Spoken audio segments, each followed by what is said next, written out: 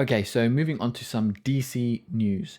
We've had a lot of exciting DCU news since the Superman movie, which used to be called Superman Legacy, is currently being filmed. That's very exciting for us because it's the materialization of this story that we're going to be seeing to launch the new cinematic universe that DC's doing.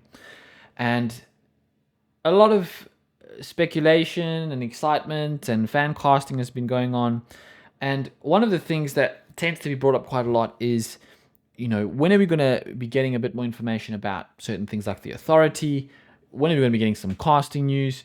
When are we going to be getting some more information about the films following Superman?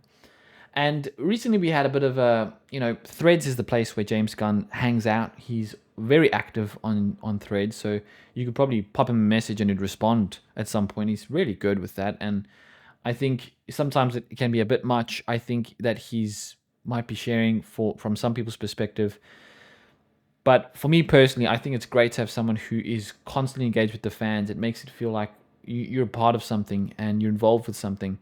He's just good at engaging the audience, and it's clear through his engagement that he knows a lot about the comic books. He's a fan of the comic books. He does a great job of doing them justice, and he's shown that he's a great director, and I'm hoping that he'll show that he's a great studio head along with Peter Safran.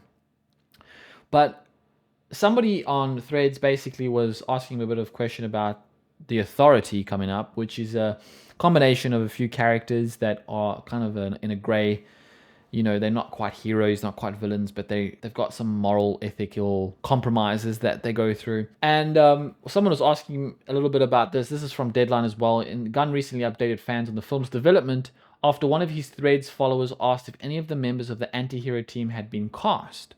Now, we spoke about this a while ago when people were talking about Batman casting, who would be cast as Batman in the new Batman. And he said, we won't cast Batman until we've got a script in place, a script that we're happy with. He's gone to expand a little bit on that comment, and this is what he had to say. He said, we won't greenlight a film until we have finished a script we're happy with, and in general, we won't cast a film until the script is finished. This is why some projects are moving faster than anticipated and others more slowly. It's always going to be quality first no matter what. For those of you familiar with the DCEU, the prior DC characters that we're familiar with Ben Affleck and Gal Gadot and Jason Momoa, the managing procedure behind the way they put out their films was just basically, we've got a film coming out on this date, doesn't matter what's happening, what shape it's in, get the film out because we need to see it and it needs to be out for the audiences.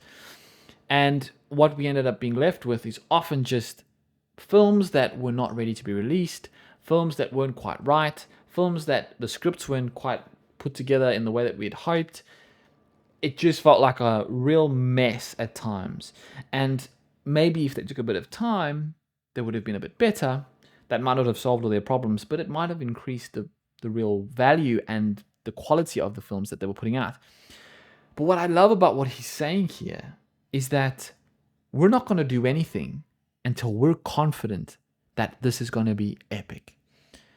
And what they're doing is they're putting story and character first. And then once they've got story and character, they're saying, okay, who do we know that lines up with this character? What director lines up with this kind of script? And he's gone on to say in other thread comments that there are scripts we're unaware of that are finished that he hasn't spoken about, that haven't been revealed, essentially.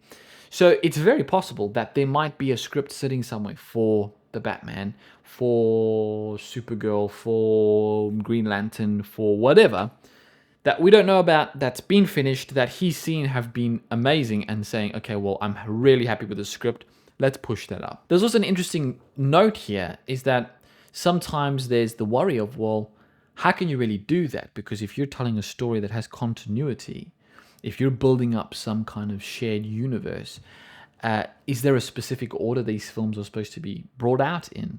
Because if you're bringing out, say, a Supergirl before you're maybe going to bring out Green Lanterns, well, maybe originally Green Lanterns was looking to set up Supergirl. But maybe the way he's structuring things is that he's really just building independent stories and then have the overarching crux of everything at the end of it and then allowing it all to work itself out and build itself towards the next portion.